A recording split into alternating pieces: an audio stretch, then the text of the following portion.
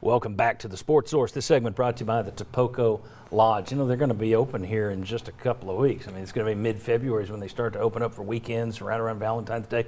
They're in their winter break at the moment. That means they're getting everything ready for your next stay, whether that's a group or just one or two of you going up there. They've got cabins, they've got suites, they've got regular rooms. It's a great place to visit, and it's right here in the neighborhood, right in the area.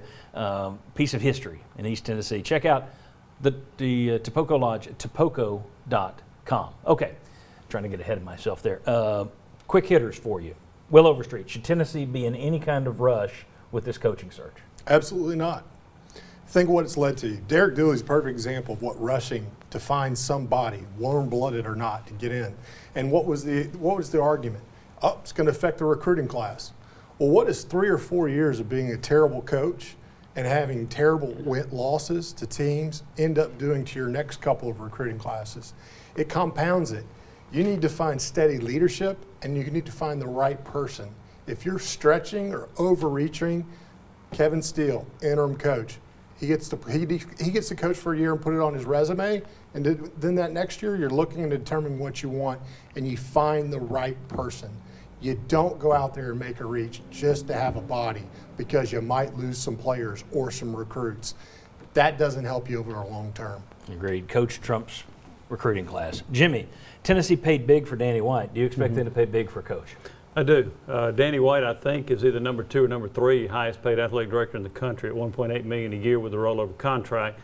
So yeah, I do think they'll do it. I think that's Randy Boyd's MO. He paid, I think Barnes tops out at $5.2 million. He's willing to pay a lot for Danny White. They're willing to pay a lot for a coach. But here's a concern. In my opinion, you don't have a surefire winner, slam dunk, Nick Saban kind of guy out there. So you got to be careful when you start to look to pay a whole lot and overpay. You don't want 3 years from now to have to pay that buyout. Yeah, I mean, Tennessee's offered big money before. They offered $7 million to Mike Gundy, and I'm not sure Mike Gundy is a $7 million a year coach, but they were willing to spend it. I agree with you. If you throw the money, but don't throw it unless you have to. If it's not worth it, don't do it. All right, David Oven, I'm going to give you the fun one. You can either agree with any of my points, or you can tell me I was a fool and disagree with any of my points. Your choice.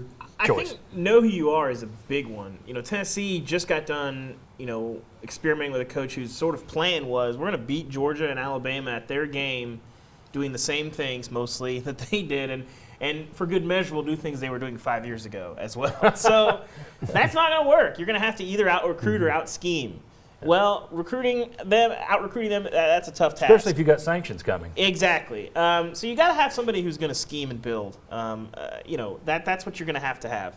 I disagree on this interim idea for a couple reasons. One, it is a tough sell at the moment, and yes, you don't want to have a panic Derek Dooley hire. But I also don't really buy that, in addition to you're killing your recruiting for a year, which is just true, I don't buy that that much is going to change in a year. What's going to change a year from now if people don't want to take this job? And you're going to have to find somebody that makes sense. You might have a better sense of what the NCAA situation is, but there's not an expectation that, well, it's not going to be as bad as we thought. I mean, I'll be shocked if you're not talking about bowl bans and significant scholarship reductions. So I just don't see the upside with that. I get you don't want to panic and make a bad hire, but I just don't buy the idea that a year from now, if you have a full cycle, you're going to be able to talk someone into it, or the market's going to be completely changed. What you're going to end up doing is hiring a flavor of the month that wins 10 games at a MAC school or something like that hasn't had that same success, and then we're going to get that hot name, and we'll see. Okay.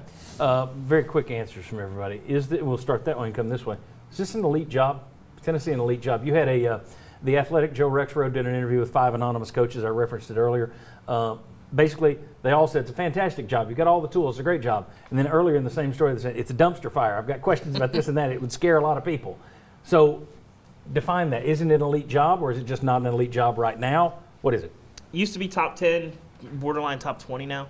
Okay. Jimmy, is this an elite job? No, I'm in that camp. I told somebody just the other day that in the 90s it was a top 10 job, but right now I don't think it's a top 25 job, in part where the program's gone and also in part with the NCAA cloud over your head.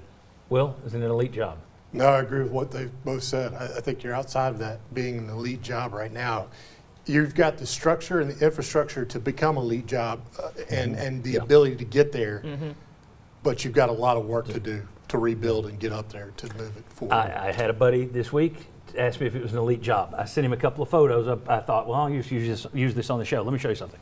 If you're taking this job out to Tennessee, let's put it in terms of cars. Let's say I come to you right now in your home and I say, I'm going to take your car and I'm going to give you one of these. I'm going to give it to you. You can get this new 2021 Kia K5 like you could buy at Rusty Wallace Kia on Callahan Drive. You could get that, or we can give you this beater. Now, most people are going to take that nice car.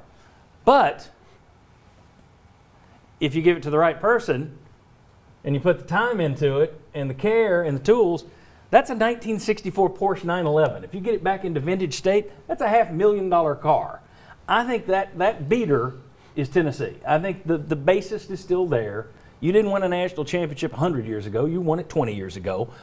I think you're still an elite program. You're just not elite right now, which goes back to why I think hire a coach like somebody at Mississippi State would. Find a winner who's not going to go out and try and be Tennessee from 1998. You got to find somebody who knows I'm Tennessee 2021. We'll get back there. All right.